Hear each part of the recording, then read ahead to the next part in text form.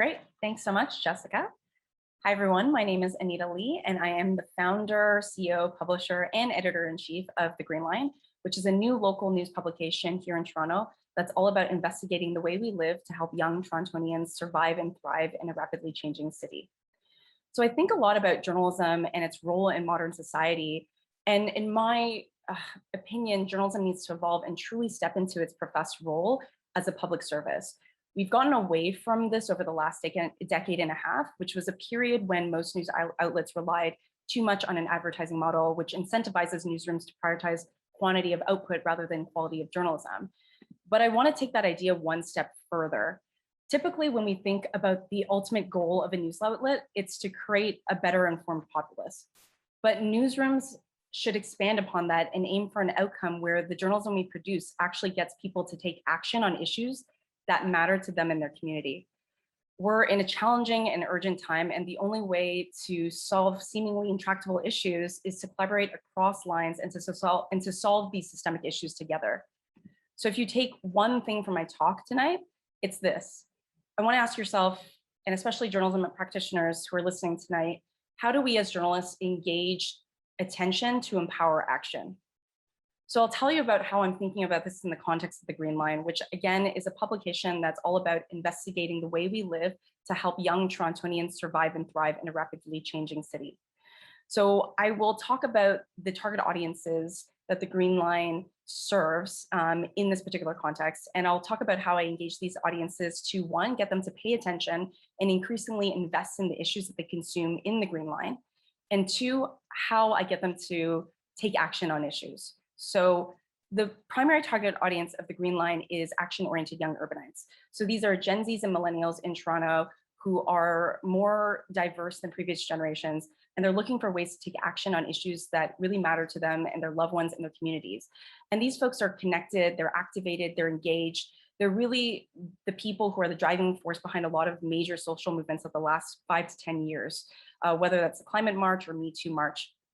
The second target audience that The Green Line serves is underrepresented Torontonians, of which I actually consider young Torontonians to be part of. And I'm happy to answer questions about why I feel that way in the Q&A later. But underrepresented Torontonians that's kind of writ large. It's whether you feel, it's folks who feel like they're not well served by existing local media in the city. So that's whether, from an identity-based perspective, whether you're a senior or you're a person with a disability, or you're a member of the BIPOC or LGBTQ+ communities, and also from a geographic perspective. So we're talking about news deserts like Scarborough, my hometown, which are areas or news deserts that are like densely or highly populated, but are not well served by existing media.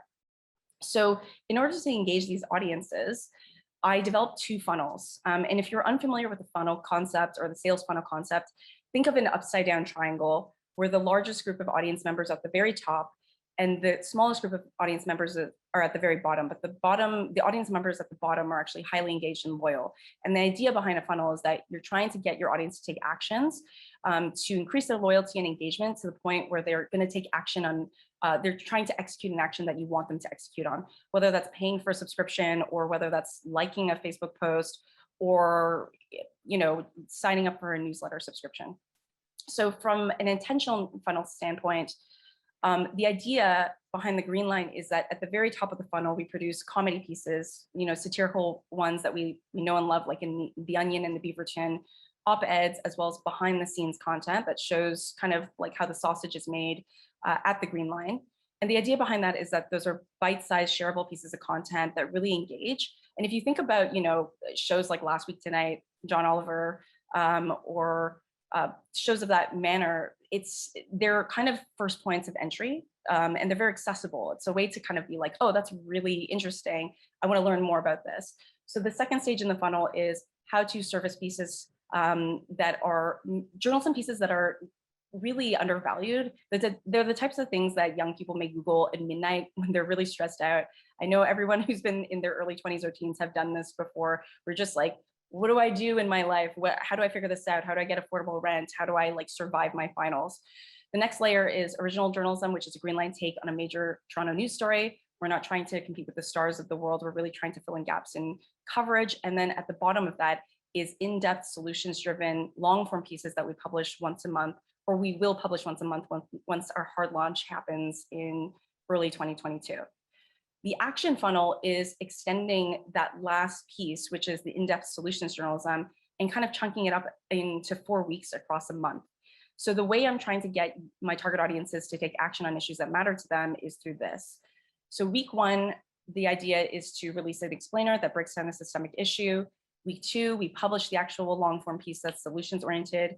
Week 3, there's an event where we convene the reporter, the sources in the piece, as well as community members to discuss solutions to the problem. And then week 4, there's an article that we published that actually covers the event that effectively crowdsources the solutions from members of the public. And we reflect those solutions back to the members of the public so they can actually take action on them. So you're not, pent up with anxiety and stressed out about all these kind of negative headlines coming at you, and you actually have a pathway forward. And not only that, this kind of feedback or the solutions that are surfaced from this event will inform our ongoing editorial coverage. The last thing I want to mention is the formats. So I really encourage you guys to look up the Green Line on Instagram, which is where we're publishing in this pre-launch phase. And you'll notice that we really tailor the stories, which are really effectively deconstructed 400 to 500 word articles, to this very highly visual format. So you see that we use a lot of data interactives, short form bullet points, videos, audio clips. And I was really thoughtful about or tried to be thoughtful about the user experience and the user interface. You'll notice that there's a lot of green, which is calming. I try to use a lot of negative space. And so it's really just reimagining the entire experience of how people consume news, and especially young people inordinately consume news on social media. So I'll leave you with that. The thing I'll leave you with is I really would love everybody to check out the Green Line across social platforms and look out for our soft launch next month and our hard launch in early 2022. Thank you.